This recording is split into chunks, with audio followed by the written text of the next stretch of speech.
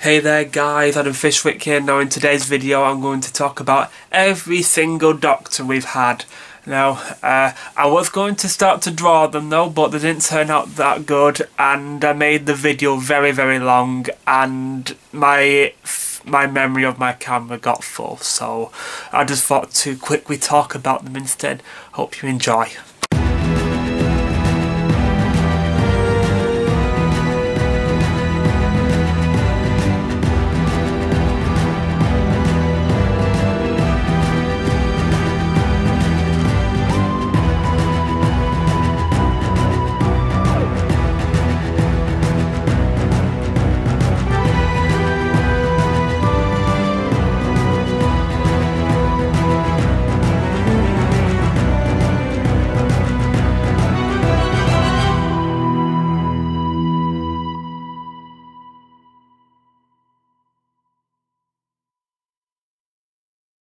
So, the first man who got into the TARDIS was the first Doctor, which was played by William Hartnell. Now, the first Doctor, in the eyes of a classic fan, he was very grandfather figure, and he's the sort of man not to cross, and he didn't really smile that much though, but that's probably what every childhood classic fan loved it about the first Doctor. Then after when William Hartnell fell over in 10th Planet, we got this new man. He had a Beatles haircut which was 3 years out of date, but he was still awesome, which was played by the wonderful, the amazing, the giddy Patrick Troughton, and it's Aaron's favourite Doctor. Now the second Doctor, he was more used to the universe. He could appreciate more, and he was very happy. He had a recorder, and he travelled with the amazing Jamie McCrimmon and Zoe, and also Victoria. Now the third Doctor, he was played by the wonderful John Pertwee, and the second Doctor, at the last of his story, was the War Games, and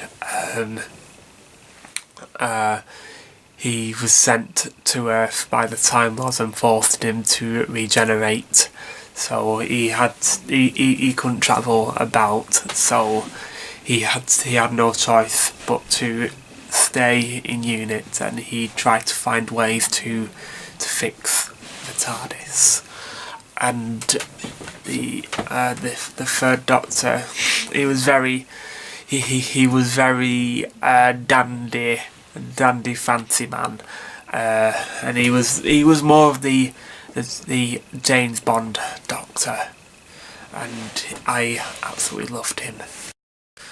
Now the fourth Doctor, which was played by the amazing, the mysterious Tom Baker, he is my favourite Doctor from the classic series. He was very mysterious, and these eyes sort of walking around like that. I loved it, the fourth Doctor.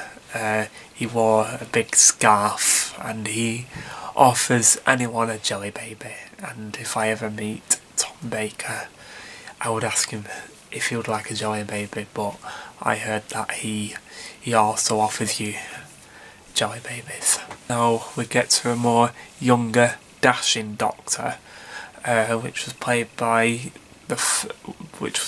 Peter Davison, and he played in the fifth Doctor, and he was very fond of playing cricket and also celery for some reason. He was the youngest Doctor. He was the youngest Doctor, and I think he had to make the Doctor as good as the fourth Doctor, and I think he did, but I like the fourth Doctor more.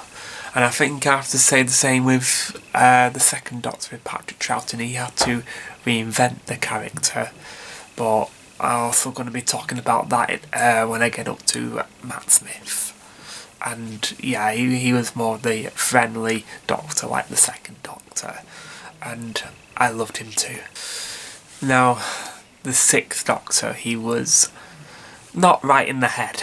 He was he was acting a bit more like the first Doctor in a way, very demanding, and you really need to listen to him. Now, I heard that Colin he didn't have his own way back then. I heard that he described it something what Christopher Eccleston got for his costume, but he had a monstrosity of a coat, and he also tried to strangle his companion Perry, who had some amazing knockers. So yeah, I think to classic fans, they struggled to be liking the Sixth Doctor, and he says in his first story he says to Perry, and I think he's also saying it to other fans, I am the Doctor, whether you liked him or not. And for some reason, we never saw the Sixth Doctor's regeneration. We didn't know. He was replaced by somebody who was pretending to be Colin Baker in a wig, which was played by, I have to say, the amazing Sylvester McCoy, but I did not like him. Well, I did like him, but he was pretending to be Colin Baker in a wig, and I didn't like that one bit. But, yeah. So Sylvester McCoy, which was the seventh Doctor, I don't think he started off well, but afterwards he got more better. He came epic, and I know that the seventh Doctor is Charlie's favourite Doctor, and in the classic series he's my third favourite Doctor. But yeah, I love the seventh Doctor. He turned it Scottish. He was the first person to turn Scottish, and he was also a little bit like the Sixth Doctor. Like, he was still not right in the head at times though, but I think he was good at hiding it. But he's also very well hearted. I think he ended the classic series very well.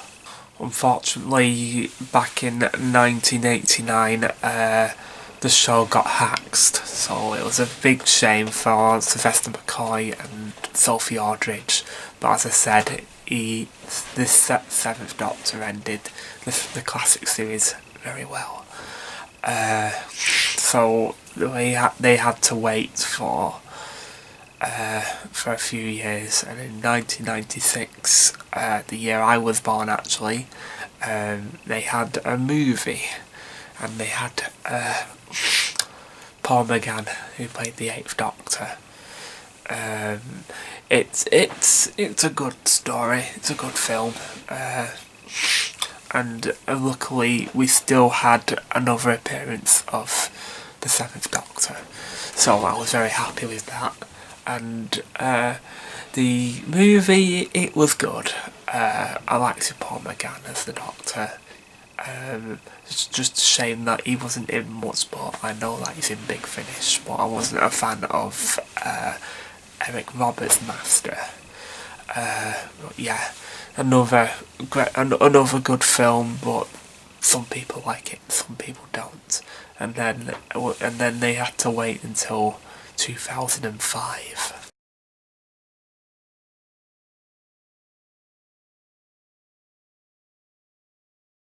Now, back in 2005, which was 12 years ago now, I believe. So the modern series is 12 years old. It's making me feel old. I was 9 at the time, and my dad asking me to come and watch this show called Doctor Who. And I wasn't really interested in it back then. And he told me it was scary, so I stayed away from it for a little bit. So I missed it half of the first series with the Ninth Doctor, who who was played by Christopher Eccleston, and also he had a companion called Rose Tyler and she was portrayed by Billie Piper. And I had a bit of a thing for Billie Piper for quite a while, and then to me, after when the Ninth Doctor regenerated, I had no idea what regeneration was back then, so I googled it. My dad told me all about it, and he told me about the Fourth Doctor, and I grew to like the Fourth Doctor. But it was many more years when I started to collect the classic series, and then we got this another young dashing man who also was Scottish, but he put an English accent for it. And he was called David Tennant, and he played the 10th Doctor.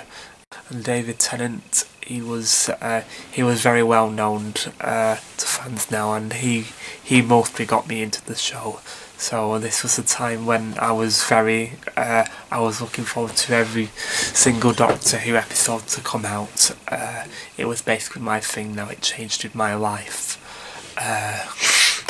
He played the role for 4 years, I think, and Tom Baker played it for 7 years. So I think that Tom Baker and the 10th Doctor are more the iconic Doctors, and I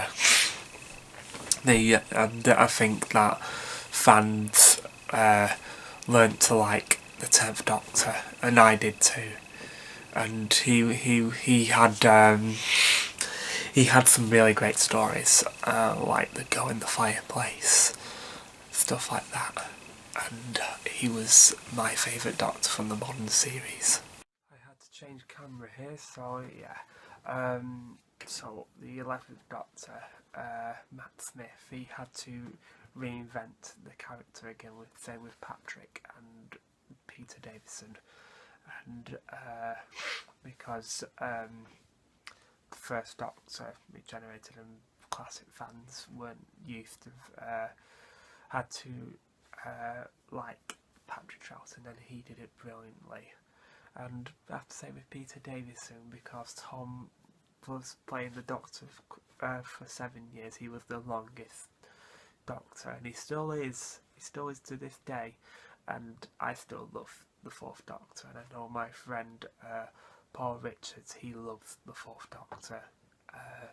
So yeah, you can probably agree with me on this, because I know you love the Fourth Doctor. Matt Smith, I wasn't too sure about Matt Smith at the time, because I was more used to this guy, that guy, yeah.